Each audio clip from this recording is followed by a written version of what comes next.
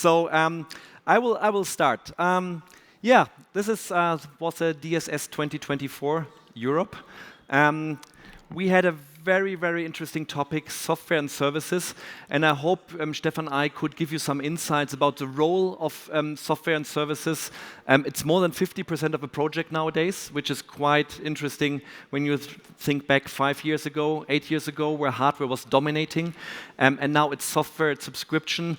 And I remember when Chris Riegel acquired Scala many moons ago, I think 7 years ago, he said, it's not okay that software is only 5% of the cake. Well, we have come a long way. It's much more than that. Obviously, not only software, but services. So we are moving to a software-defined world, not only signage, but most industry are. So it's about having some hardware which we can maybe use longer, which we can update. The innovation comes more and more from the software and service side. It doesn't mean there's no innovation in screens and hardware and visual solutions. Absolutely there are. And if you look at how LED has developed in the past 5 years or so, from fine pixel pitch to COB to what we have. When I was in China 3 months ago, I saw 0.3 mil COB, which was fascinating. Do we really need that? Is it ready for market? No, probably not. It still takes time. So there's innovation on the hardware side, but we need to acknowledge, and not only in signage, but also in automotive and industrial services. So most of the innovation comes through software and services because it's faster. And maybe it's also good from the sustainability side of things, that we can use hardware longer, giving a second life and not replace it, because it's the most expensive part to drive out, replace something, and doing it remotely or over the air is definitely the future. So software updates will be more over the air, and if we look at what Visual Art already managed, replacing 73 or 75,000 of their licenses within a couple months, to completely new software without driving there. I think that shows what's possible in the future. Besides software, we launched the Compass. Obviously, that was a big work, and it's only the beginning. It means also to look where the industry is and what the role of tech stacks are. And similar to what I mentioned before, tech stacks becoming more and more important, and they're changing faster. And I think players need to be more agile. And all the talks we had with software players, they said, oh, we have a great install base, it's running for 10 years, we believe it works another 10 years. We would challenge that. We believe, times have changed, and you cannot, run one core for 15 or 18 or 20 years. Eventually, you have patched so many things, it's not stable enough anymore, you're not fast enough, it's too complex. And also, one of the biggest concerns we heard from many software players who are using an old tech stack, we can't find developers anymore. The cool guys from universities, they don't want to, do the old stuff. They want to do the cool development. And so we see that is also driving change in the industry. That eventually you need to have a modern tech stack to get the best developers. And OpenGPT and OpenAI doesn't solve anything, as we know. It helps a little bit. It makes coding a little bit more efficient. But obviously, it doesn't solve the problem of quality, and you still need some bright guys managing that. So eventually, there will be a way to new technology platforms, one way or another. Either you do it voluntarily, or you cannot find people anymore. Hopefully, there's still a few years to go. But that was one of the concerns many people told us. Obviously, behind closed doors. But that's what their biggest worries are, to finding the right developers in the next 3 to 5 years. Also, developers become more expensive. That's a big challenge. What else did we discuss besides software and comparison of software and standards? We talked a lot about retail media, especially today. Retail media is so fascinating. We believe it still needs a lot of education. And it needs continuous education, because we just learned, what was hip, what was on vogue a year ago is now already, old stuff. So it means, we need to understand. And maybe the industry also needs to understand that not retail media is for everyone. Because, all the big guys, everyone is investing heavily. We saw, Samsung investing in films, spending hundreds of thousands and, rolling out the new platform. So are you really ready to compete with them? Are you ready to work with them? Obviously, their platform offers both. But we also learned that, VXT is still a long way to go. It's probably a good idea. We, as analysts, we like the idea of economies of scale. We like the idea of a platform with network effects, and we believe it's the future. Do we believe Samsung's already there? No, definitely not. I mean, it's the beginning. It's the right idea, and for us, we were surprised how serious they take that, how much they're investing it, and we believe it has some potential. But obviously, there's also many obstacles, and you can do many things wrong. So let's see what's happening. There will be other platform providers. Samsung is the only one we know basically from all the big visual solution providers. They're working on some. Being it just an app store, it's always the beginning. But obviously, combining this one with remote device management, which is very, very important, with AI capabilities. And talking about AI, this is also something which is revolutionizing the industry.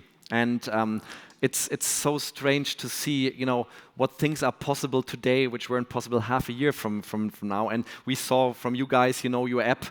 It's not perfect. It's absolutely not perfect, but it shows, with just a press of a button, you can create contents, for an app, for digital signage, and without doing anything, just taking content which is available.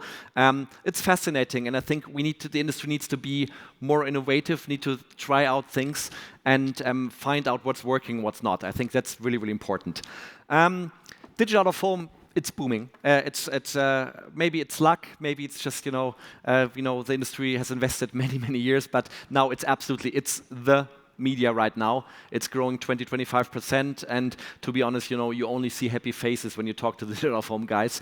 They have just done everything right, but we also know they burned billions of dollars in the past. So for them, it's maybe also time now to get something back. But yes, digital out of home is the media because you cannot switch it away, you can turn it away. It's big pictures, and in many places, it's just the only mass media left because people are not watching TV anymore. Radio is different, and you need that. Maybe that's what it is. Anything else? The industry gets more international. We see the larger players gaining much more market share. Smaller ones are struggling, especially as their existing customer portfolio is lacking recurring parts, so it's more we're selling something and pray that maybe sometime in the future, the next, they will buy a new license or so. So if you don't do recurring, if you don't do subscription, it's going to be tough, and the smaller guys are feeling it already, especially as large clients also want, big international partners. Partnering up is probably the way to go for everyone. If you're big, if you're small, no one in this industry can serve the whole market. No one can serve it globally. So team up.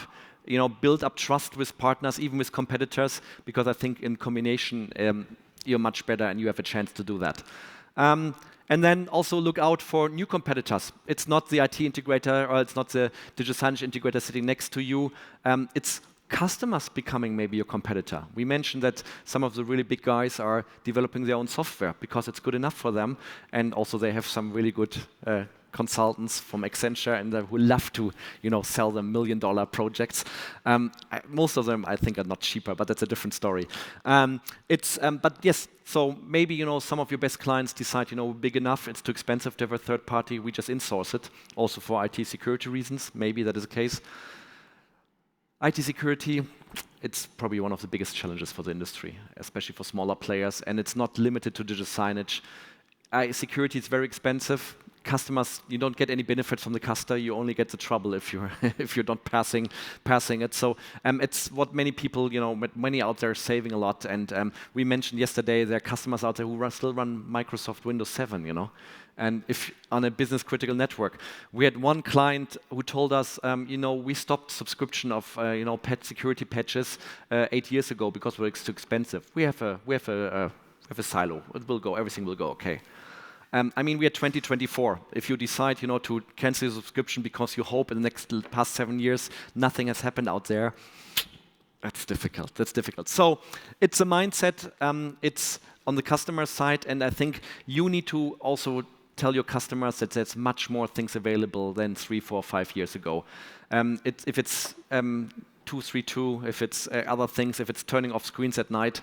I mentioned, I think yesterday, I did this presentation in front of 80 or 100 end customers in UK last week, and most of them told me, we're still running our screens all night, because our integrator told us, it's too dangerous to turn them off. Guys, it's 2024.